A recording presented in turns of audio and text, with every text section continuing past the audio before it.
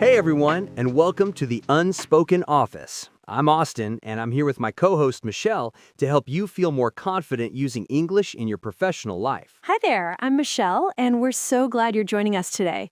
We know that speaking English around the office can sometimes feel intimidating, especially when you're trying to sound professional, but also friendly with your colleagues, and English might not be your first language. Exactly. Today we're going to share some really practical phrases and tips for those everyday workplace conversations.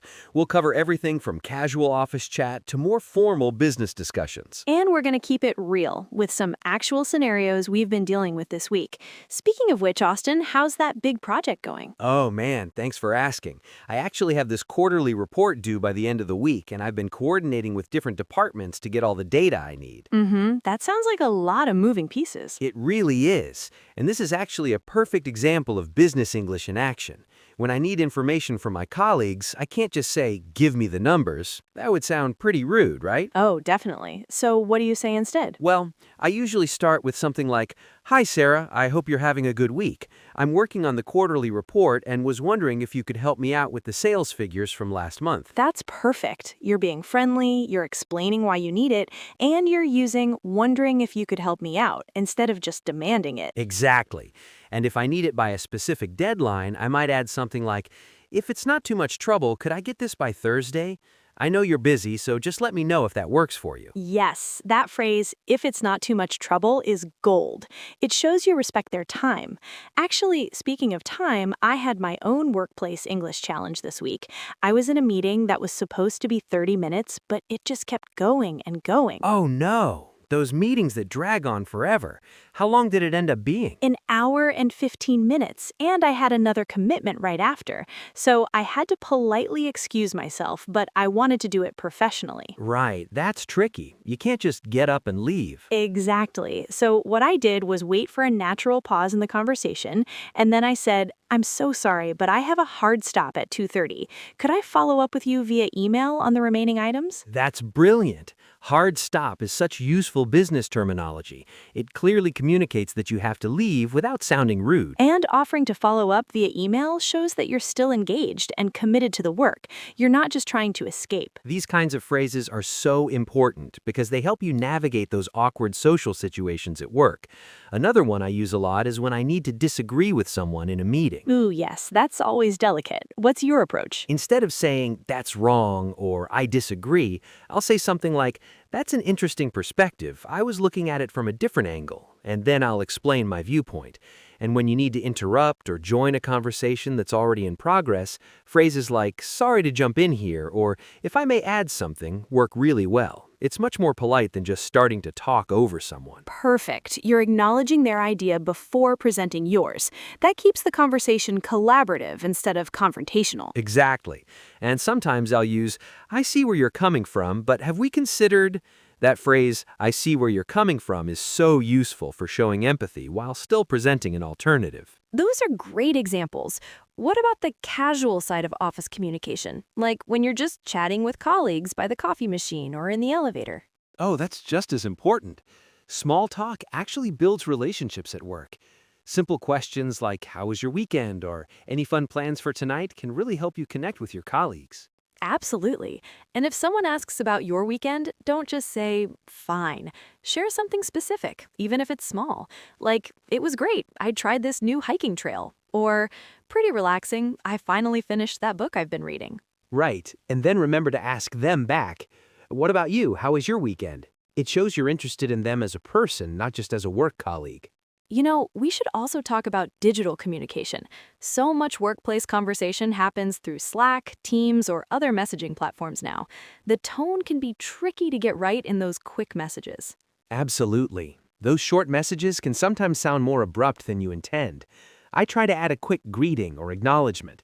Instead of just, can you send me the file? I'll write, hi, hope your day's going well. Can you send me the file when you get a chance? Thanks. And here's something interesting, the strategic use of emojis. In some offices, a simple smiley face or thumbs up can soften the tone of a message, but you want to read the room first. If your colleagues use them, it's probably okay. If not, stick to text.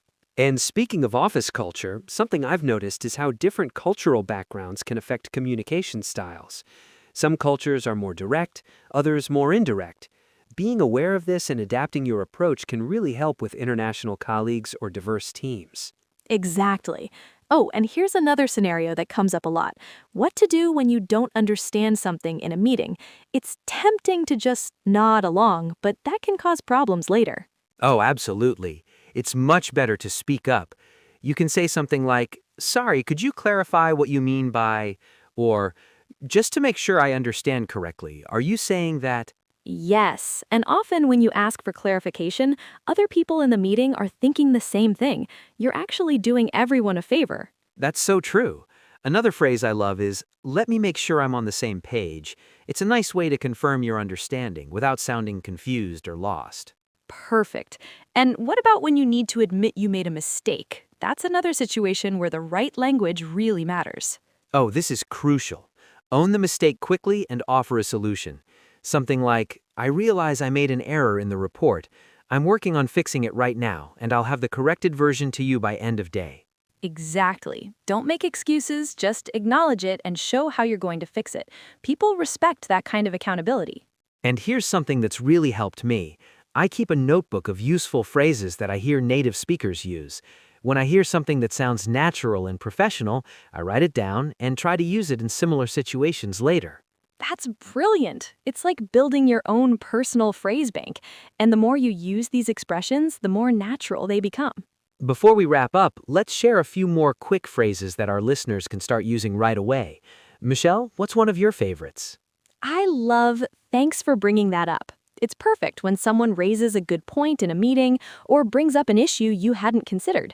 It shows appreciation and keeps the conversation positive. Great one. And I really like, "Let me circle back with you on that." It's a professional way to say you need to think about something or get more information before giving a complete answer. One thing I want to emphasize is that building confidence with business English takes time. Don't put pressure on yourself to sound like a native speaker overnight. Focus on being clear, respectful, and authentic. People respond to genuine communication more than perfect grammar. That's such great advice. And here's a practical tip. Practice these phrases at home first. Rehearse asking for information or practice how you'd politely disagree in a meeting. The more you practice privately, the more natural it will feel when you're actually at work. It's been such a pleasure. Absolutely. And don't worry about being perfect. Your colleagues want to communicate with you effectively, so they'll appreciate your effort to use professional, friendly language. Until next time, keep practicing, and we'll see you soon on the Unspoken Office. Thanks for listening, everyone. Hope you guys have a lovely day wherever you are listening from.